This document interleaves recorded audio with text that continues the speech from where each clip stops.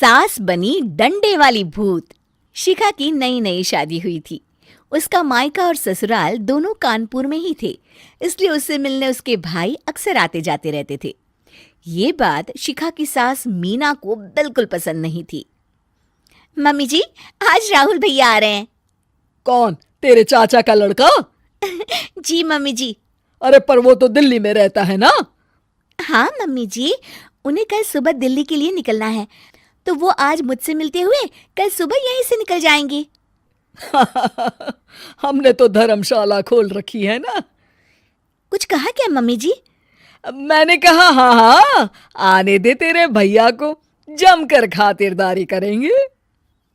अब तो कुछ करना ही पड़ेगा, इससे पहले कि मेरा घर धर्मशाला बन जाए। ये कैसी बातें कर रही हो मीना?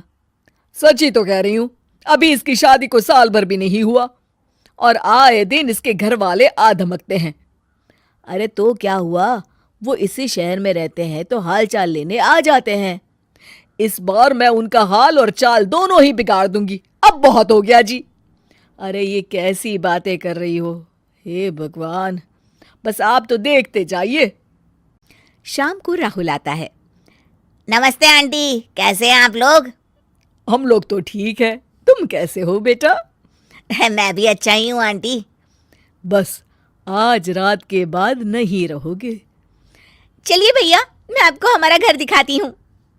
रात में खाने के टेबल पर शिखा, रोहित कहीं दिखाई नहीं दे रहा। जी भैया, वो ऑफिस के काम से बाहर गए हैं, कल शाम तक आएंगे। अच्छा अच्छा। बेटा, क्या तुम भूत प्रेत में मानते हो? नहीं नहीं आंटी जी, पर अचानक आपको ये ख्याल कहाँ से आ गया? पता नहीं क्यों, कभी कभी मुझे लगता है जैसे रात के समय बैठक में कोई घूमता रहता है। ये आप क्या कह रही हैं मम्मी जी? हाँ, तुम लोग घबरा ना जाओ, इसलिए मैंने आज तक इस बारे में कुछ नहीं कहा। ये आपका वहम होगा आंटी जी, ऐसा कुछ नहीं होता। हो सकता है। चलो अब मेरा सोने का टाइम हो गया है तो चलती हूँ मैं। शिखा बेटा, राहुल के सोने की व्यवस्था वहीं दीवान पर कर देना।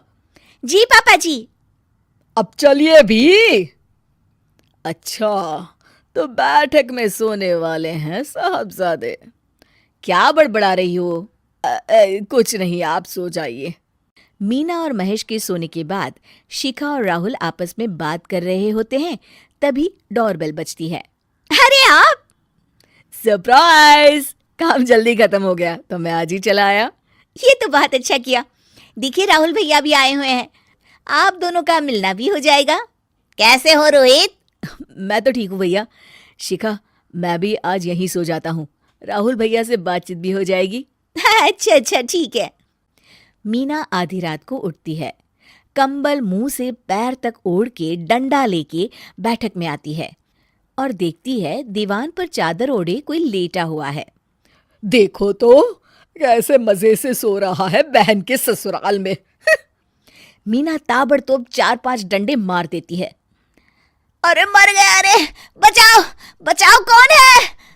मीना जल्दी से अपने कमरे में भाग जाती है। हे भगवान, ये मैंने क्या किया? ये रोहित कहाँ से आ गया? लगता है ये नालायक राहुल मेहमानों वाले कमरे में सो गया होगा। आज तो इसकी खैर नहीं। उधर बैठक में, अरे क्या हुआ रोहित? मैं बाथरूम में था, तुम्हारे चिल्लाने की आवाज सुनी। पता है भैया, मैं सो रहा था, अचानक से कोई आकर मुझे डंडे मारने लगा।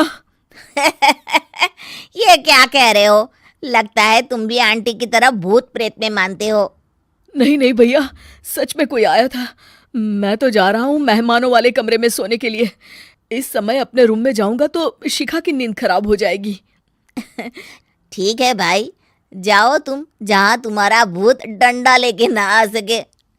थोड़ी देर बाद मीना कंबल ओढ़ के डंडा लेकर मेहमानों वाले कमरे में पहुंच जाती है। वो बिस्तर पर सोए रोहित को फिर डंडों से मारने लगती है। अरे मर गया, अरे मर गया। तू भूत प्रेत में नहीं मानता ना? ये ले, अब डंडे खा।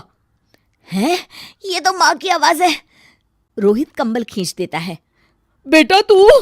अरे ये क्या कर रही हो माँ? मार मार के मेरा भरता बना दिया आपने। माफ कर दे मेरे लाल, मैंने तो तुझे ही मार मार के लाल कर दिया। मैं तो उस राहुल के बच्चे को सबक सिखाना चाहती थी। राहुल भैया को? हाँ बेटा, मुझे लगा अगर उसे डंडे मारूंगी तो शिखा के मायके वाले यहाँ आना छोड़ देंगे। हे भगवान, माँ ये घर शिखा का भी है, उसके घर वाले जब चाहे आ सकते हैं। हाँ बेटा, आज मुझे भगवान का इशारा समझ में आ गया। मैं कितना गलत करने चली थी और अपने ही बेटे को चोट पहुंचा दी।